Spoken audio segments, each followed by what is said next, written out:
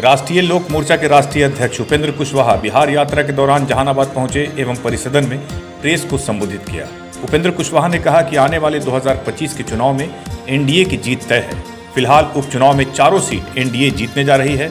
अपने कार्यकर्ताओं को उपेंद्र कुशवाहा ने कहा कि आप पूरी तरह तैयार रहिए। एनडीए के सभी प्रत्याशियों को भारी बहुमत से जीत दिलाना है और बिहार में एक बार फिर एनडीए की सरकार बनाना है। वहीं इस मौके पर राष्ट्रीय लोक मोर्चा के जिलाध्यक्ष पिंटू कुशवाहा ने कहा कि ये बिहार यात्रा एनडीए को बहुत ही लाभ देने वाला है। साथ ही साथ प्रशांत किशोर को लेकर कहा कि उनका कोई रोल नहीं दिखेगा बिहार में। इस मौके पर लोजपा नेत्री डॉक्टर इंदु कश्यप, वहीं जदयू के जिलाध्यक्ष दिलीप कुशवाहा सहित काफी संख्या में लोग मौजूद थे।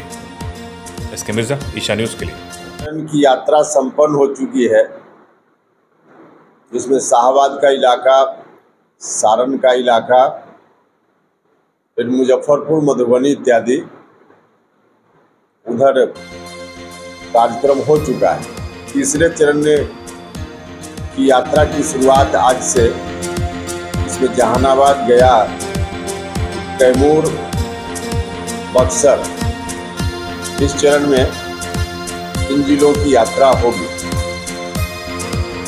इस यात्रा के माध्यम से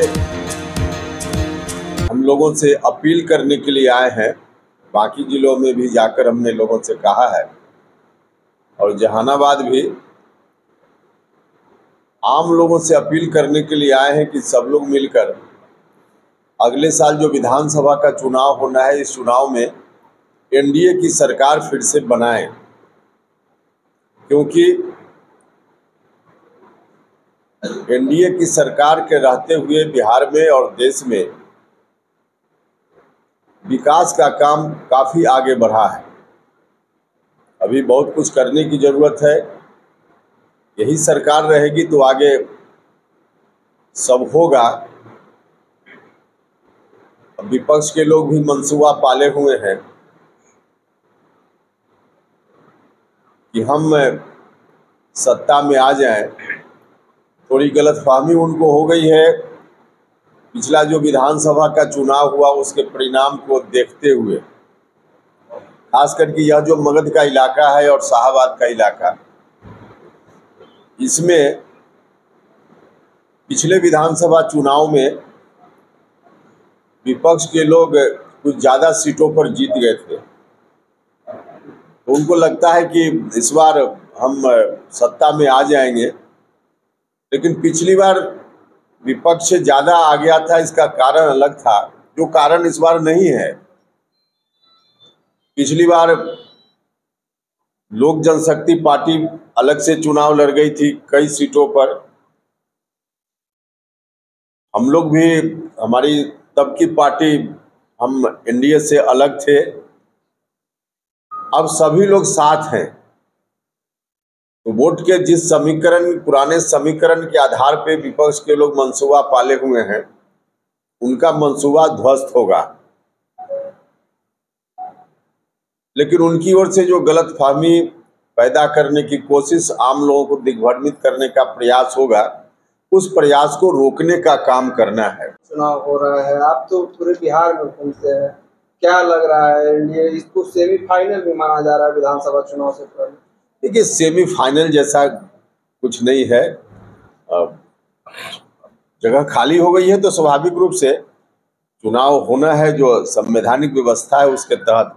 वरना एक तरफ पूरा बिहार लगा हुआ है अगले विधानसभा आम चुनाव की तैयारी में, और 4 विधानसभा क्षेत्र में लोग अभी चुनाव में लगे हैं। फिर आम चुनाव होगा, उसमें भी लोगों को लगना ही पड़ेगा। तो एक संवैधानिक बाध्यता है जिसके चलते यह चुनाव हो रहा है। सेमीफाइनल इसको नहीं कह सकते हैं। लेकिन ऐसे भी चारों विधानसभा क्षेत्र में जो अब तक जानकारी है उसके हिसाब से सभी जगह एनडीए के उम्मीदवारों की जीत होगी, इसमें कहीं कोई कठिनाई भी नहीं है। तो आप एनडीए के घटक दल गिरिराज सिंह हिंदू स्वाभिमान यात्रा निकाल, क्या यह सही है या गलत? देखिए, उनकी यात्रा के बारे में तो बीजेपी ने साफ साफ कह दिया है। जिस पार्टी के नेता हैं माननीय सिंह जी, उसने ही कह दिया है कि उनकी यात्रा पार्टी की यात्रा नहीं है, उनकी निजी यात्रा है। तो इसलिए उस पर एनडीए घटक दल होने के कारण हमारी क्या राय है, उसकी कोई आवश्यकता नहीं, जब बीजेपी ने ही साफ साफ कह दिया है। हाँ, इतनी बात जरूर है कि जो बात माननीय गिरिराज सिंह जी की ओर से कही जा रही है उस यात्रा के मकसद के बारे में कि हिंदू खतरा में है, हम उसको बचाने के लिए इस कार्यक्रम में चल रहे हैं। मेरी समझ से और हमारी पार्टी की समझ से बिहार में कोई धर्म के सामने खतरा नहीं है। हिंदू धर्म तो बहुसंख्यक लोगों का धर्म है, ज़्यादा लोग मानते हैं।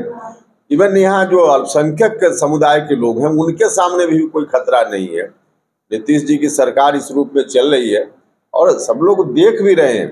2005 के पहले जो सांप्रदायिक तनाव होता था, घटनाएं होती थी, नीतीश जी जब से सरकार में है छिटपुट कहीं कहीं एक आध घटना हुई है, वरना सभी समुदाय के लोग इतना आराम से यहाँ रह रहे हैं। धर्म के आधार पे किसी को कोई चैलेंज नहीं है, कोई खतरा नहीं है। तो यह कहना कि हिंदू धर्म खतरा में है, यह ठीक नहीं। समाज में इसका क्या प्रभाव पड़ता है? समाज के लोग इतने अब गैर जागरूक हैं लोग, ऐसा नहीं है, लोग जागरूक हैं, सब चीज को लोग समझते हैं, इसलिए इसका समाज में क्या असर पड़ेगा, मुझे नहीं लगता कोई असर पड़ेगा। आपकी पार्टी से जहानाबाद से चुनाव लड़ रही थी, क्या आने यात्रा का एक मकसद, बड़ा मकसद यह है, हम जहां भी जा रहे हैं आम लोगों से भी हमारी मुलाकात हो रही है, पार्टी के साथियों के साथ भी विमर्श हो रहा है और एनडीए के लोग भी मिल रहे हैं, उनके साथ भी हम बैठ रहे हैं, बात कर रहे हैं। अभी यहाँ आए हैं तो पार्टी के साथियों के साथ अलग से बैठेंगे। हमारी पार्टी का सदस्यता अभियान भी चल रहा है, तो इस सदस्यता अभियान की समीक्षा भी हो जाती है, क्योंकि हमारी कोशिश है इस सदस्यता अभियान के माध्यम से पार्टी को हर मतदान केंद्र तक हम पहुंचाएं। अगले साल जो चुनाव होना है विधानसभा का, उस दृष्टि से 243 जगह, मतलब बिहार में तमाम विधानसभा क्षेत्रों में पार्टी के संगठन को मजबूती से खड़ा करना है, ताकि गठबंधन में हमारी पार्टी की ओर से जहां उम्मीदवारी होगी वहां हमारे लोग उसको मजबूती से जिताने का काम करेंगे, और जहां गठबंधन में दूसरे दल के उम्मीदवार होंगे उनको भी उतनी ही मजबूती के साथ हमारे लोग जिताने के काम में लगेंगे। ऐसा करना तभी संभव होगा जब हर जगह हमारी पार्टी मजबूत होगी, हर विधानसभा क्षेत्र में इस तरह की तैयारी हो पाएगी।